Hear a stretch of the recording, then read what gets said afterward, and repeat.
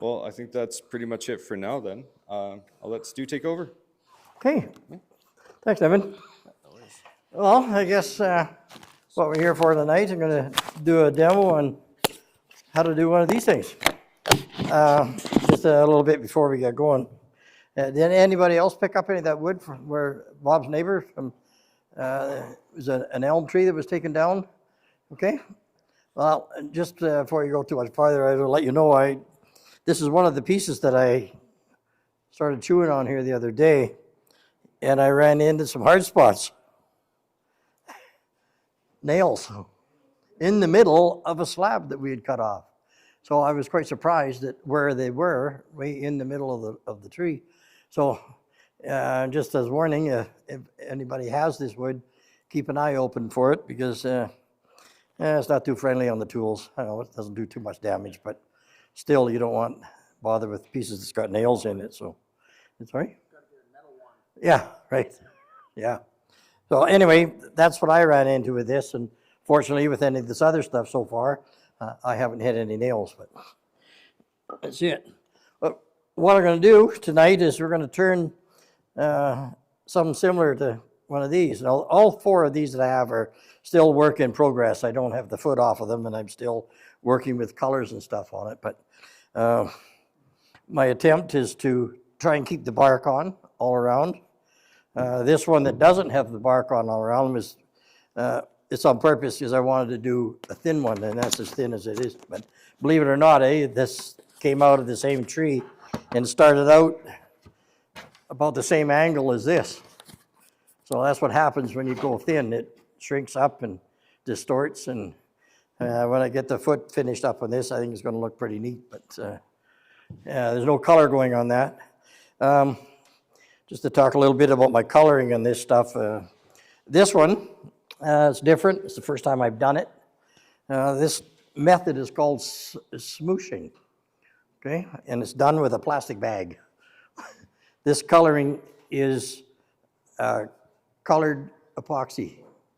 It's the flood coat that I use, and the coloring around the rim is flood with blue, and I just basically painted it on the bark and left it. And in the middle, I give it one coat of clear, like this, and then a quick sand just to kind of smooth it out a bit.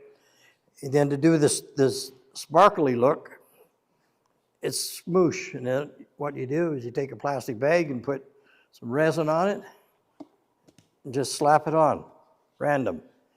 And I started with blue because I thought I was just going to do blue on it, but I thought, no, I'm going to add some more color. So I did some red, and I did green, and I did yellow.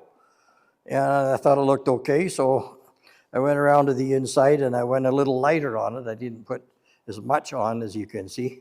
But I think it looks kind of neat, and it's something different. The red one is going to be a full red brim. Again, as soon as I turned it, I sanded it as best I could, and the bark was quite weak on the wood. It was really trying to come off, and I thought, well, I got to try and stiffen this up, and I didn't want to use CA, so I mixed up a batch of flood coat, and I just painted that on the bark to stiffen it up, and it worked very well. It holds the bark on the wood very good, so I was happy with that. And I added the red color to it to do the border, and I totally haven't decided what to do inside here yet, but I did do red flood coat, and I didn't like it. So I've sanded it back. It looks kind of blotchy, but I'm going to try and come up with something else with the red on the back of this at least, and try and create something. And I got a plain one. Nothing's on this other than two coats. Sorry, one coat inside, and I think there's two on the outside. And it'll get another one or two coats, and that'll be it, finished. And take the foot off, finish the base. That'll be it. So tonight we're going to make an attempt to try and turn one. I'll show you how it's done.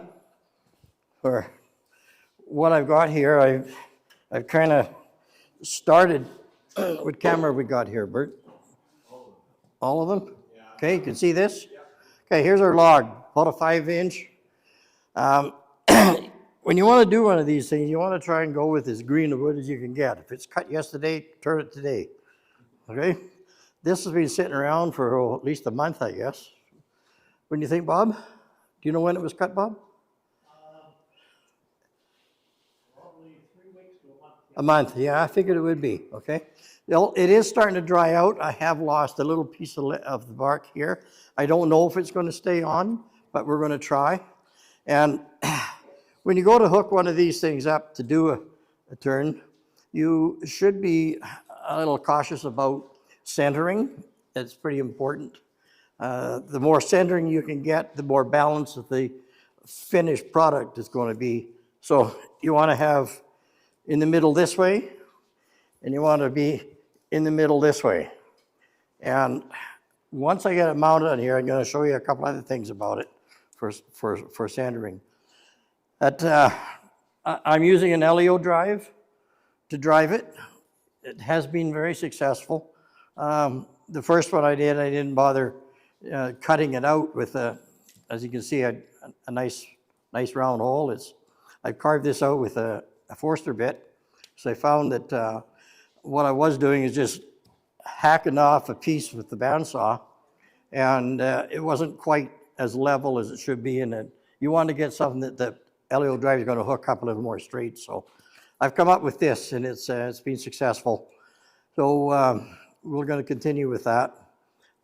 Fortunately, I've gone a little bit ahead here, so that it's and started this at home, so that I don't have to worry about drilling it here. It's already done, and I'm going to show you how to center it up on the backside. And hey, I think we'll go from there. So let's see if we can get this on here.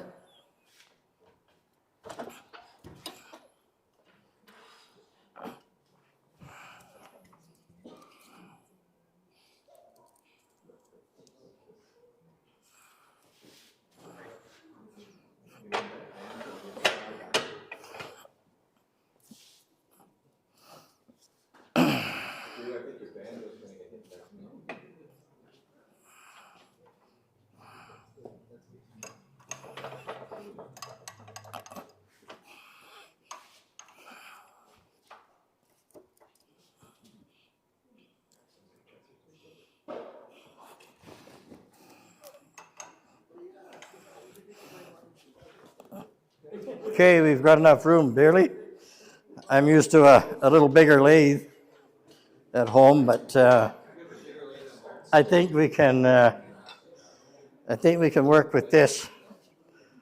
But okay, when this thing is on here and you run this and you start cutting, the idea is to take the corners off of here, and you want the ends to finish up. I don't know if I can explain this any better. But you want the ends to finish up even. So if this was too far one way, you're going to take bark off one end and nothing off the other end. Okay, so it's not going to look even. And you want to try and get your pith in the middle, which this one is off to one side even. It is what it is when you're finished, but before you get started, you have the opportunity to kind of keep this straight. I'll show you a method that I've come up with for getting it straight. This is going to be the top of the bowl. This is going to be the bottom. The foot is going on here. So this is the top. All right?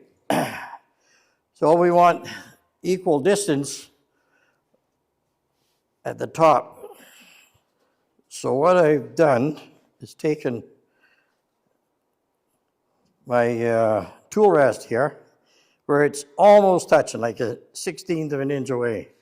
And the other side is about 3/8 of an inch. That's pretty close. But to get it a little straighter,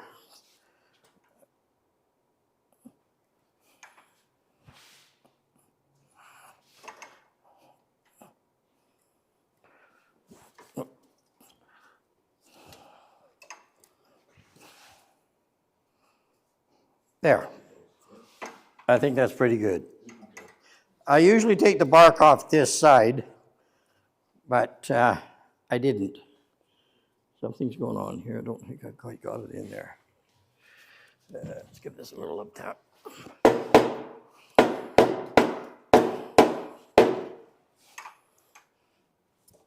You want to make sure your drive is hooked up. There, I think that's a little better. Okay.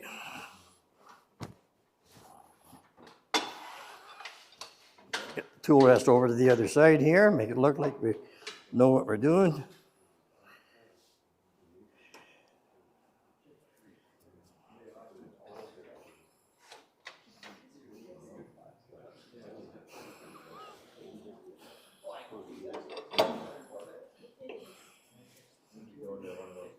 Make sure we got clearance all the way.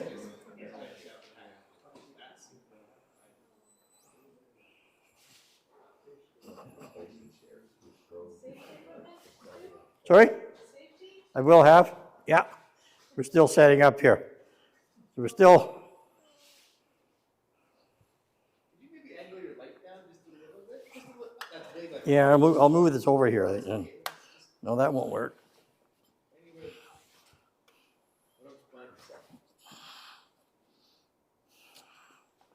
That's not going to do me any good there. Yeah. Oh, I would like it, but how's that? Is that all right?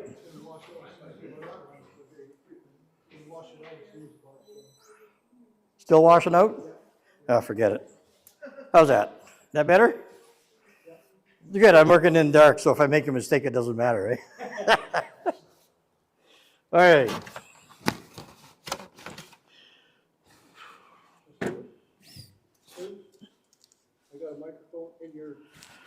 Oh, you put it in there already? There, how's that?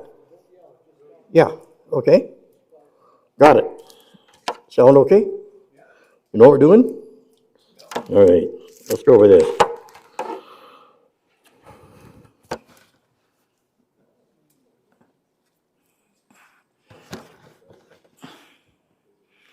Okay, I think we're all good to go here. We'll tighten down. Oh, my first approach in this is to try and knock the corners off of this a little bit. We got to get in there to make a tenon on the bottom. So that's the main focus that we're going to shoot for. And I find that in doing these, I need my gloves. It tends to throw some big pieces around. So.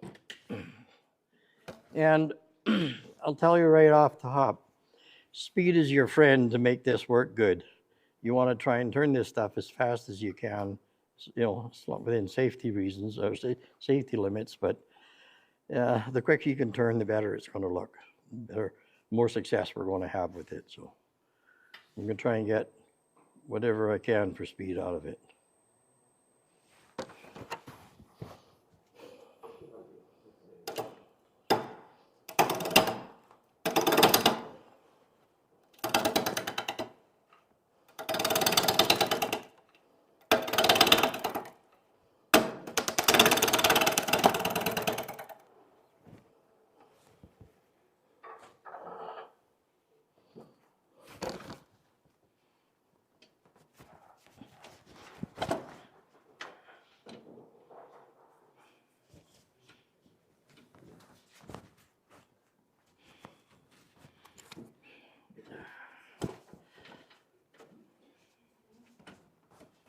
This is going to take a bit for me getting used to this small lathe, but we'll get there.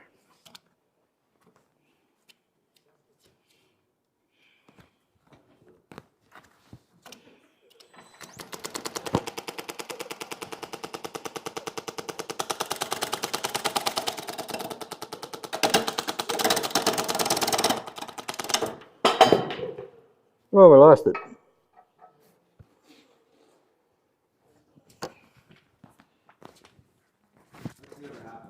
No, it hasn't. No, not tonight. This is our first one.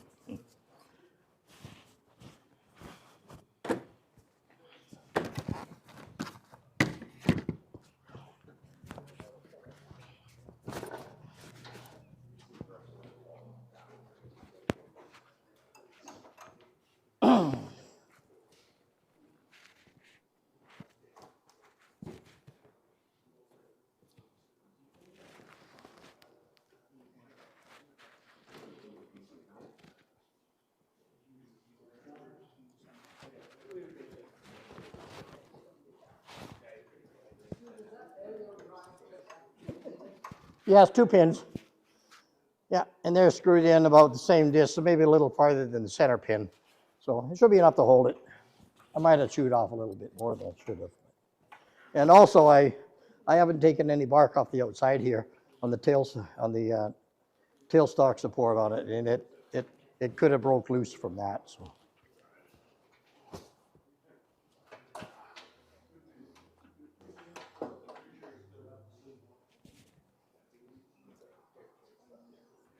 Okay, we should be back in business.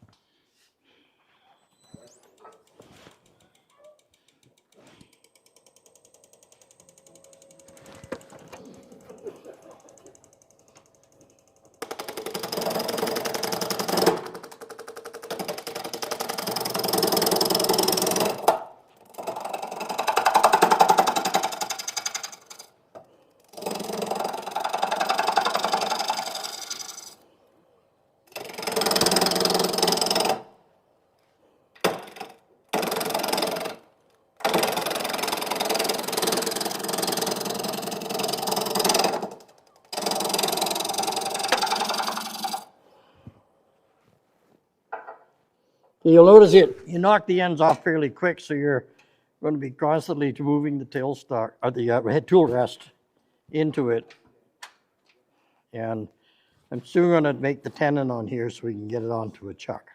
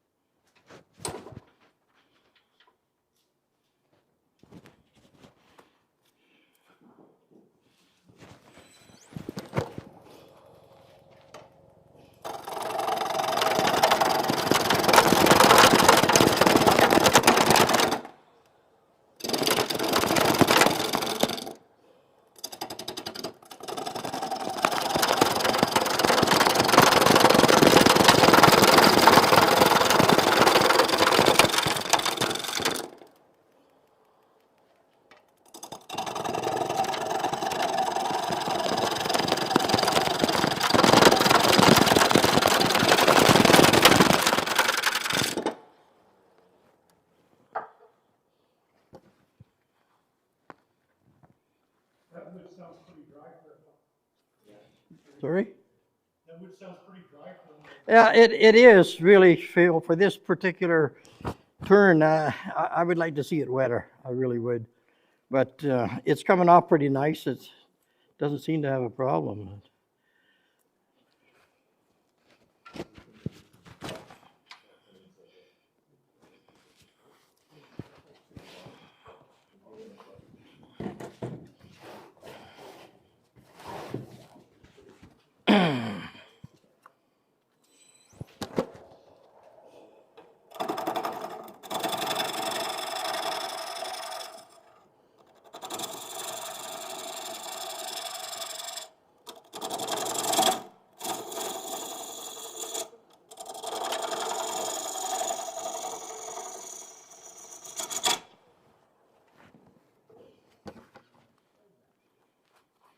Okay, you want to make sure that you're right through the bark completely where the tenon grabs. You don't want your chuck grabbing on any bark.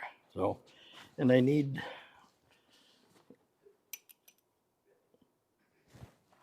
it's a little bit smaller than this, so we're close, but I still got a little bit further to go.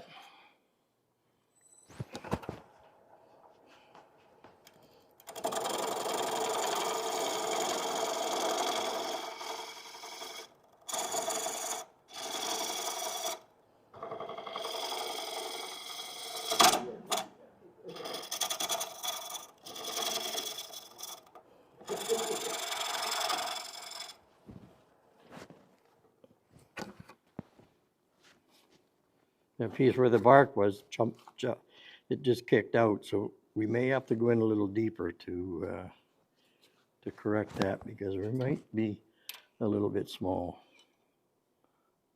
Yep. I'm gonna have to take a little bit more off.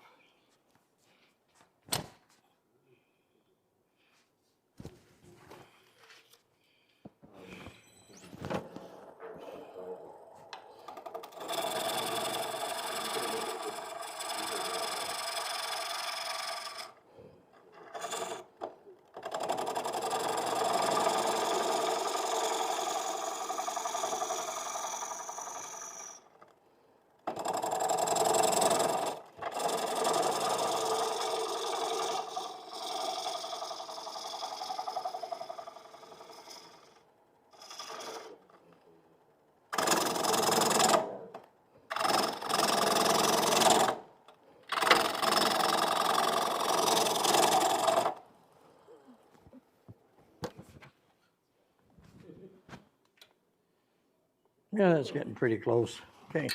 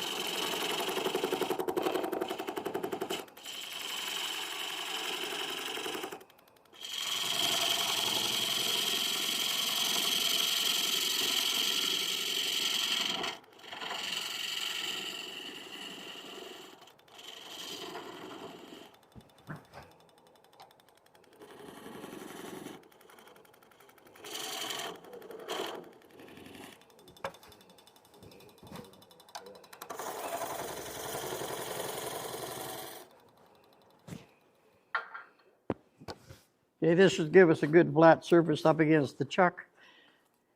And we got a bit of a dovetail to it. We got to take this little nib off of here.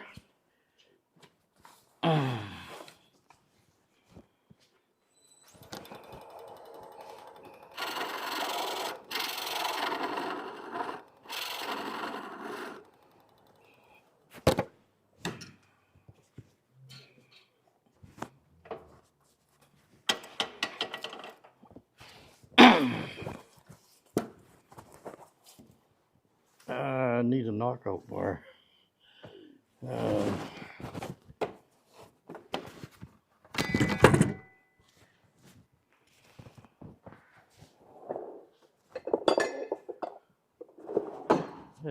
Nice guess. First drawer. Right on.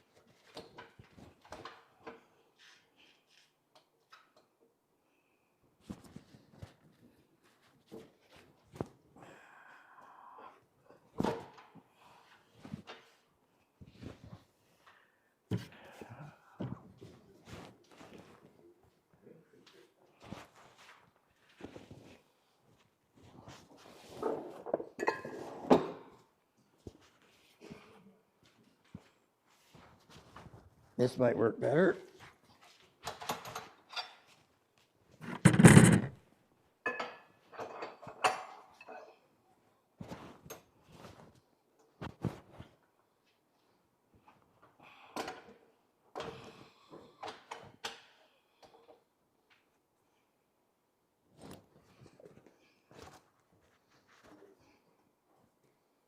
Well, it looks like we got clearance.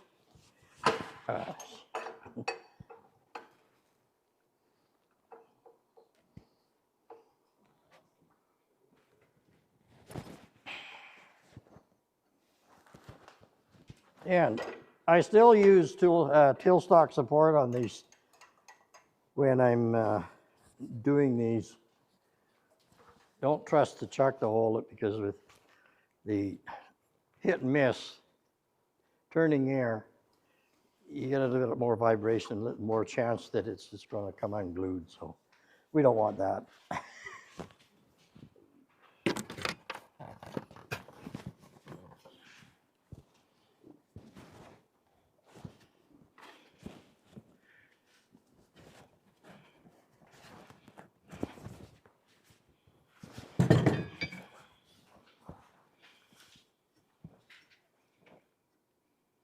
Okay.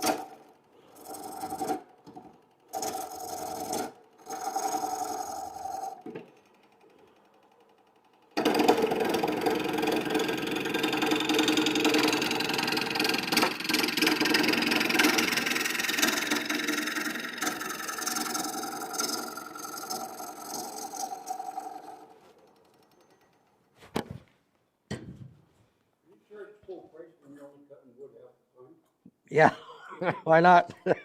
Get all you can out of it. Okay, we're almost to the end. So we got a pretty good bark on it. It's still holding up all right. I think it might be okay. I noticed you started doing both pull and push cuts, and now you're getting towards the end. When I get this cleaned up or roughed out, I'm going to start doing a pull cut and shear it. So, but for the first bit, I push into it and take most of the meat off, get rid of it, get it cleaned up as quick as I can.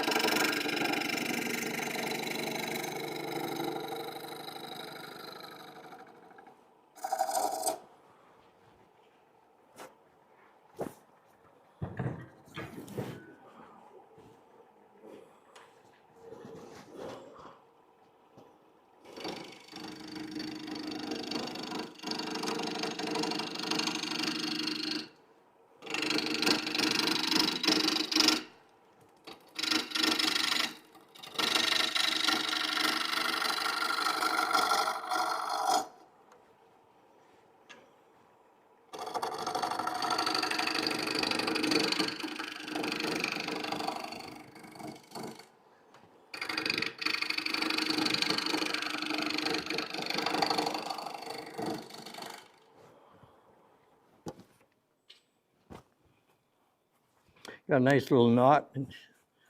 On this one, it's going to give it some character. Should be pretty good. And you notice we got bark all the way down here. What we have to do is cut more of an angle in here, take a bit more off of it at the bottom end.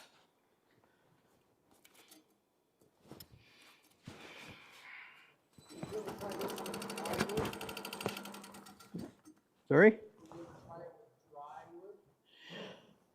I can't say that I have tried one of these with dry. I don't expect it to work. I really don't. It's the wetter the better, really. But I've turned quite a few of them in birch, and they're just wringing wet, like it's just spewing water. It's just, yeah, and it works the best, really. You know, this is going to be okay, I think, but it's dry is not the answer to this type of a turn.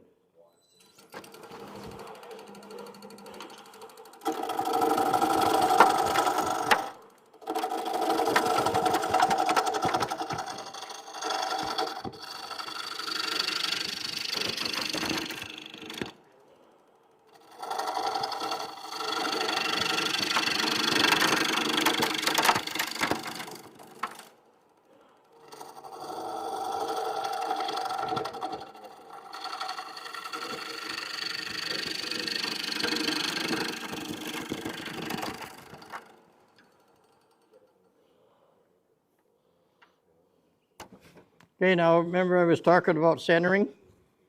Well, here's a perfect example of it. It's not centered. We still got bark here, and we're off the bark on this side. We still got to go a little bit to clean this up, but it's going to be a little bit lopsided.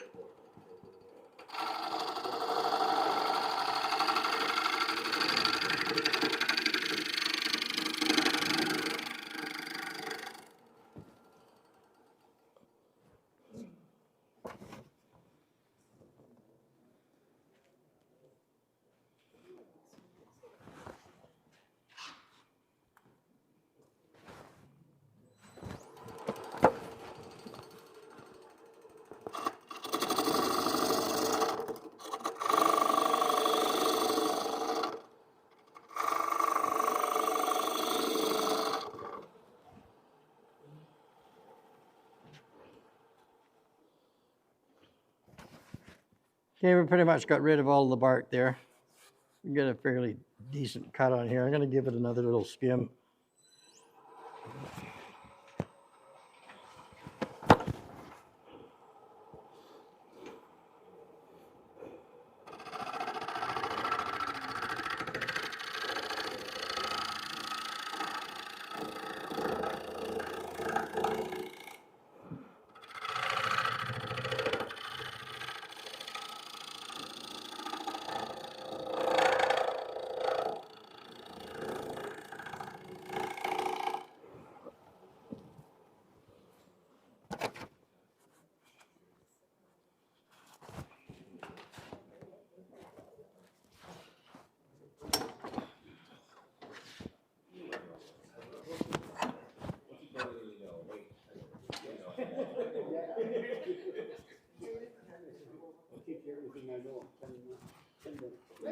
Okay, we're going to start beavering out the inside of this thing now.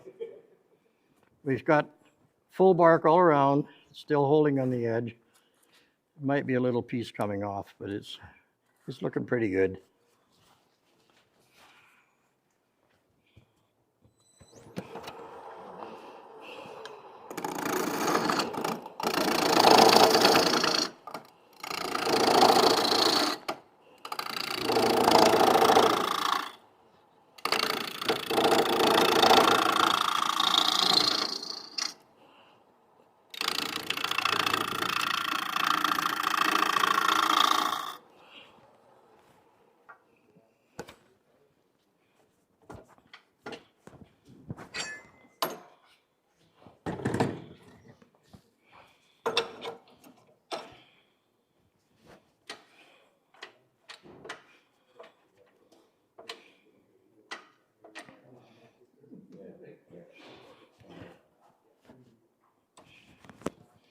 Okay, point of importance here. We're working on this, wow, that just clears. Oh, it doesn't, damn it. Okay, let's go here. Just a minute.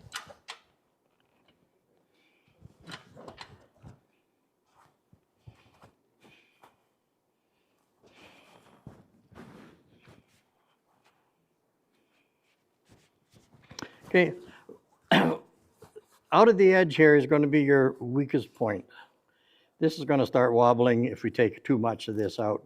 So you want to work this in a little bit at a time.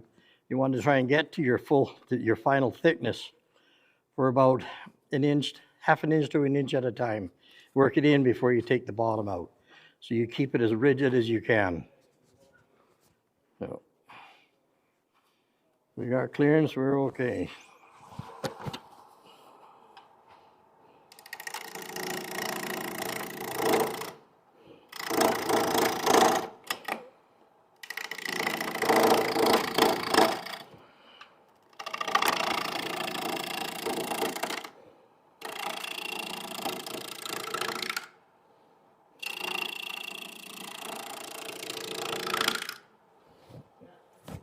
When you get to this point, you want to be taking quite a fine cut. As you can see, we're about a quarter to 3/16 of an inch thick at the end. And for this, I don't think we want to go too much more. So I'm going to keep working with that point.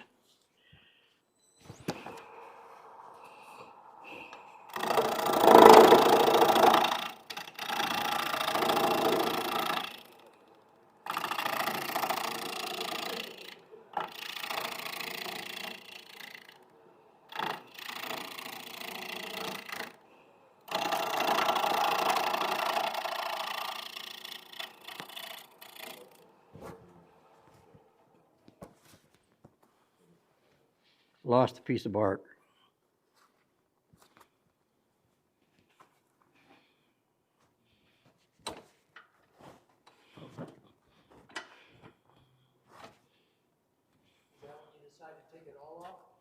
Not at this point. I'm going to see how far we can go. I'm going to see if we can, save it, some of it.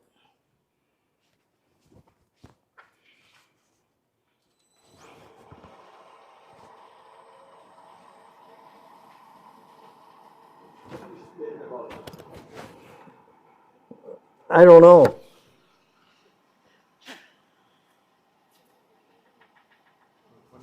Fast. I don't know. Yeah.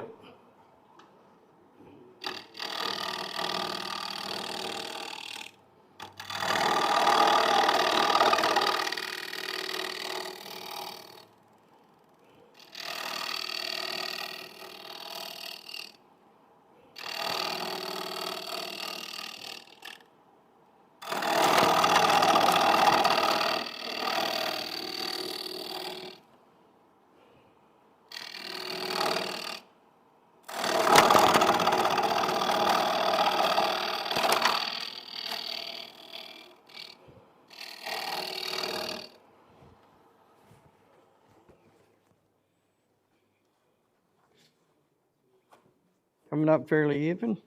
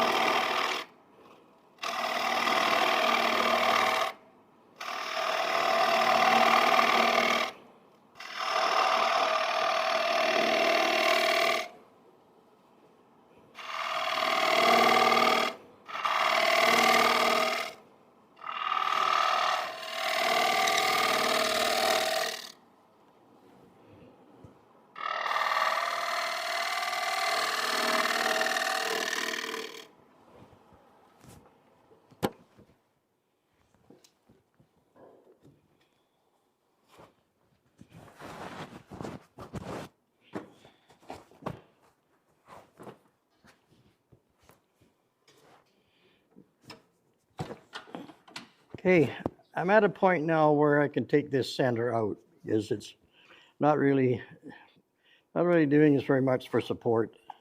So we might as well get rid of it.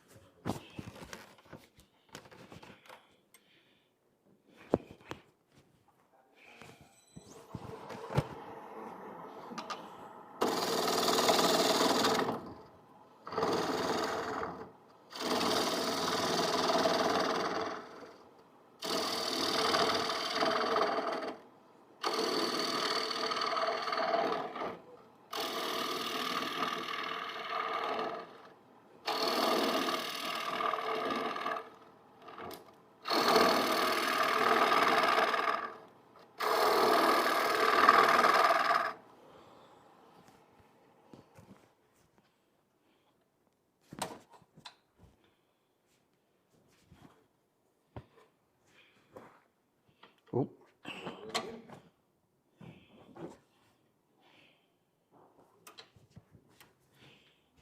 Just about took the ox bark off.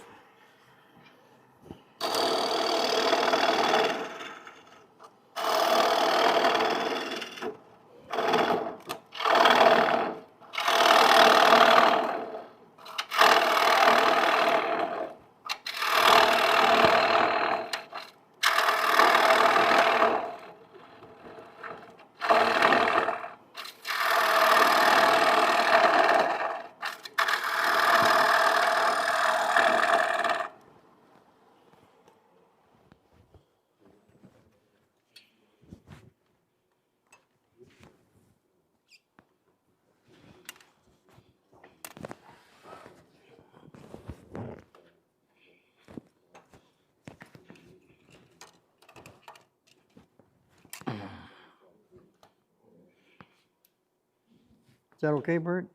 Okay.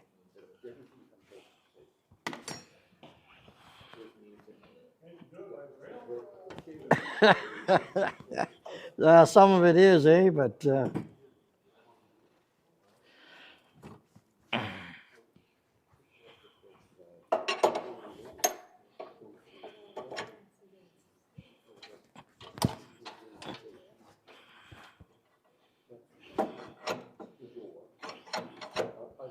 I guess I can't use my J-hook.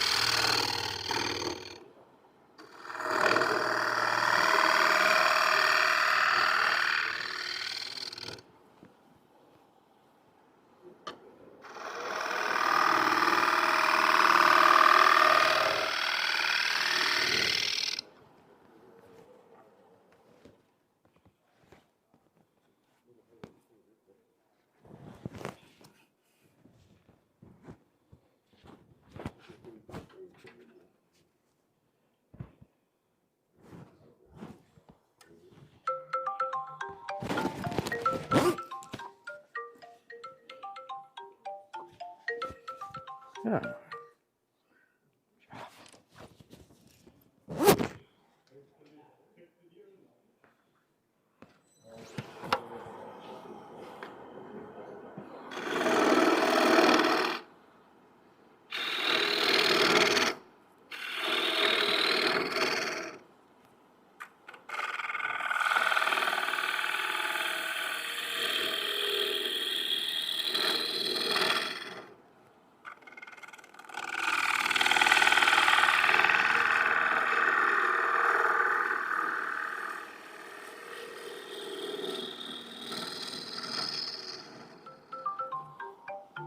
Somebody's desperate to talk to me.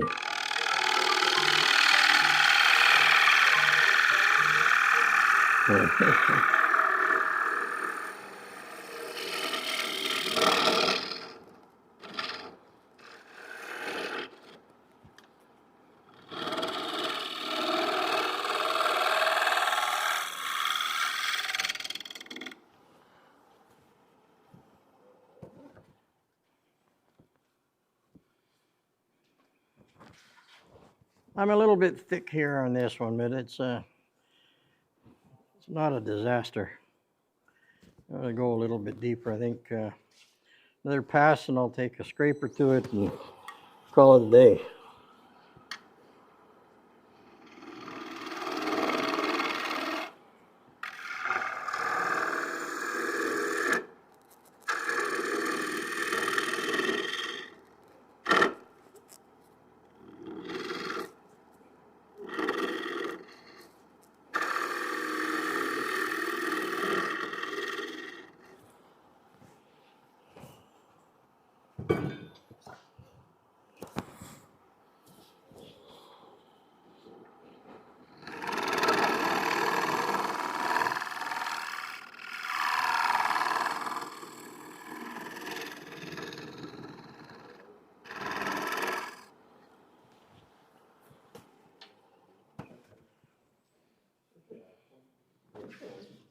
There we go.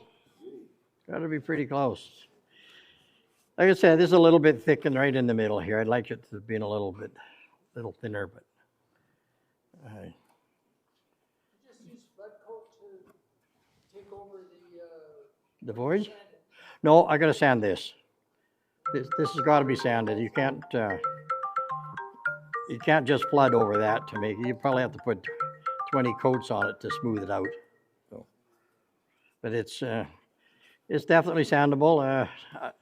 And I don't sand it on here. I got a small 3-inch oscillating orbital that I use on this. With an 80 grit, it'll clean this up very quickly, and it'll look pretty good. And I grit down to 220 or so with it, and that'll be it. So I'll let it dry for a week, at least a week, and then I'll put some flood coat on it probably. What I did with those colored ones, I put the flood coat on the bark right away. But it was a little bit thinner than this, so I think this is going to hold up okay. There's just this one spot that come out. I'll clean it up and see how it looks, but I think I'll probably leave the rest of the bark on here. So we'll see this next month when I come back. I'll show you how it looks, so we'll figure it out. All right, there it is.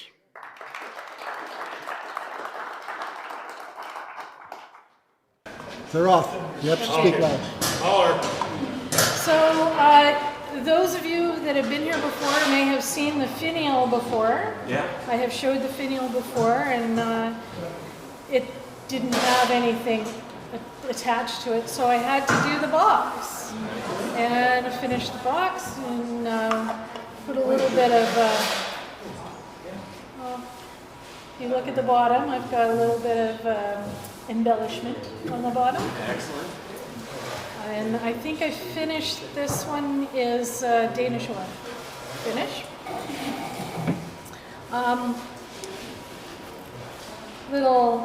Without the test tube, it's a weed pot. With the test tube, you can actually put a real flower in it.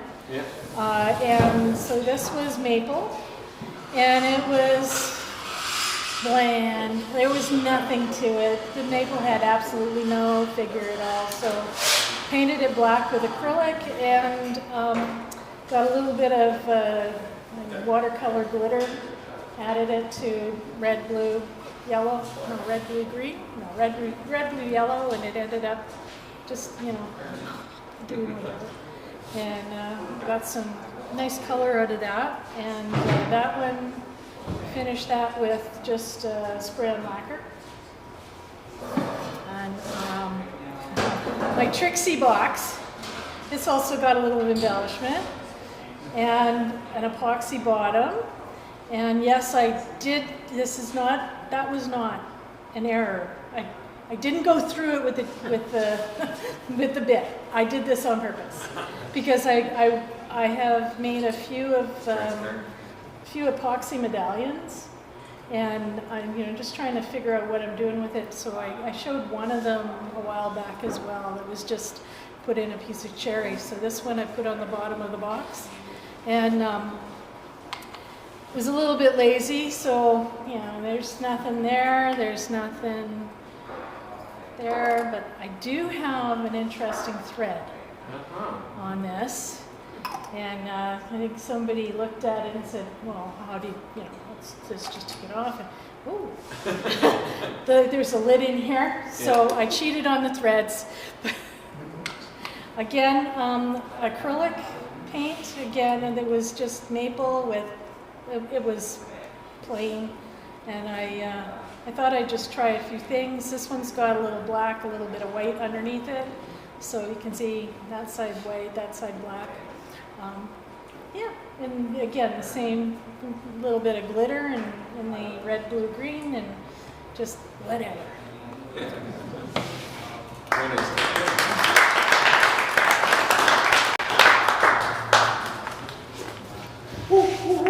Exactly, yeah. So these are some mood owls. A few guys were talking on Lancaster Wood Coffee Hour, and we were talking about owls. So I got inspired to make some owls, and then our last meeting where we were talking about sphere jades. And all of these were turned by hand. I turned all 4 of these in about an hour. And they were a perfect circle until I cut the eyes out. But interesting enough, a lot of people use a donut chuck to hold it sideways to do that work. I use my egg chuck. The egg chuck that I use for eggs.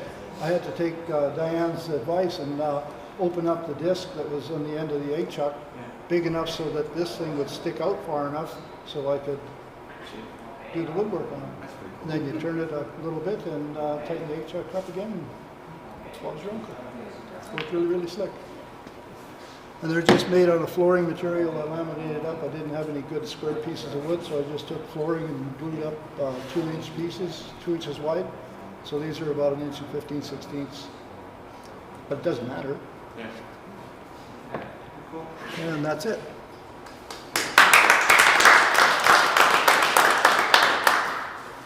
I think I got one up here too. You finished, Rick? Yep.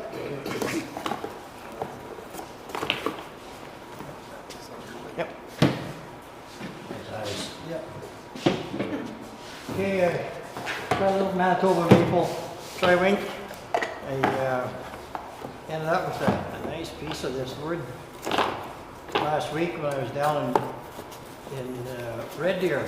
Guy gave me a piece of, it was a nice block, and as soon as I set eyes on it, I figured that's a nice cube, perfect candidate for one of these. So that's what I ended up turning out. And you notice on the lid, the texturing that I've got here, it's done with a cup cutter.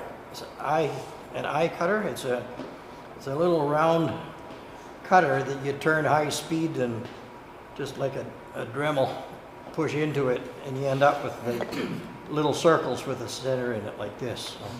So, neat little tool. It's you get 8 of them in a package, and Bert was fortunate enough to find a Canadian supplier for it, because they were coming out of the States, and they apparently sold out of all of them that they had, and they couldn't get one there. So Bert did a little more research, and he found one. Is it Saskatoon, I think, wasn't it? Manitoba. Manitoba. Okay. We got a couple, and I put mine to use right away. I thought I want to try that, so that's what I ended up with here. And yeah, I think it turned out okay.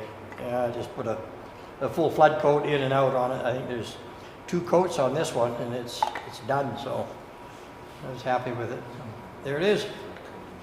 Any questions?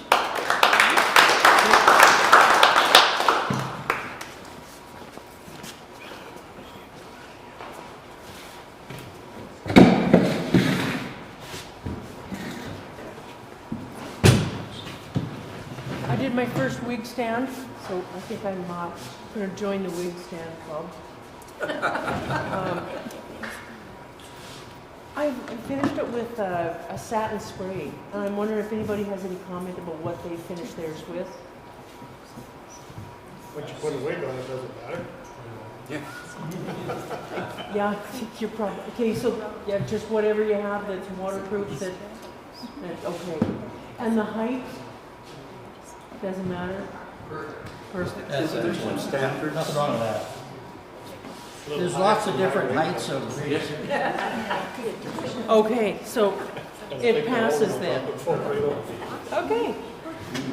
Thank you.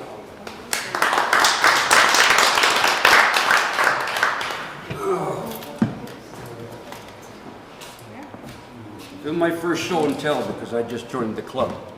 But I brought along a couple of pieces of spalted birch that I did. This stuff can be a real brute to work with. If anybody's ever sourced a piece right out of the bush and it's all fully figured already, it could be really punky and hard to work with. But I discovered a secret about 10 years ago. If you buy the cheapest dish detergent that money could buy, you get a couple of gallons of it and mix it half and half water and dish detergent, and I used a garbage can, plastic garbage can, and soak it for at least 3 days in that liquid soap mix, and it penetrates right through the whole damn thing, and it really firms it up.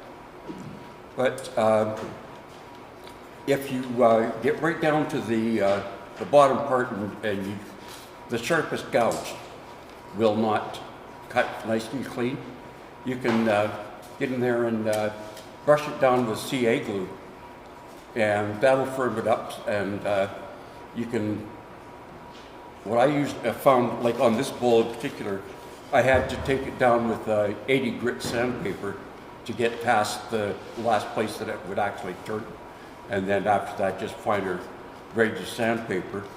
And this thing's got about a dozen coats of, what was it, a 1, 2, 3 mix of tung oil, boiled linseed oil, and mineral spirits. So all 3 of those are mixed up real good. And just keep putting coats on it until it quits taking it anymore. And this is basically the same thing. It was just, this one was already dried by the time I got it. And I just learned the other day, if you want to spalt any kind of wood, find something that's already spalted and then take your shavings and bury a new piece of wood, fresh cut piece of wood, in those spalted shavings. And inside of about 2 months, you got a really nice spalted piece, and it won't be punky. So it makes it, like I noticed up front here, there's some really nice spalted blocks.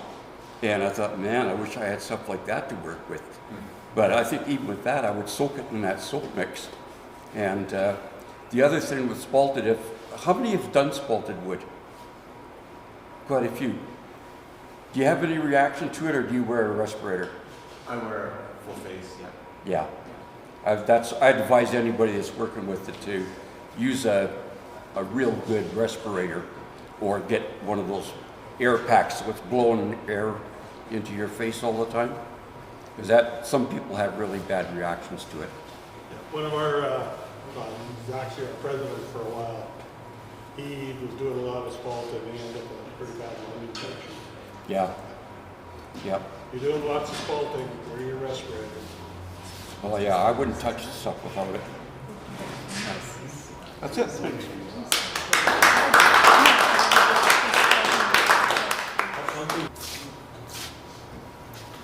So this, of course, Manitoba maple burrow with epoxy. When I first put these pieces in the mold and poured the epoxy, I had no idea how much flame was in that. Didn't show up until I started turning because the outside was kind of, you could tell some flame, but yeah, so.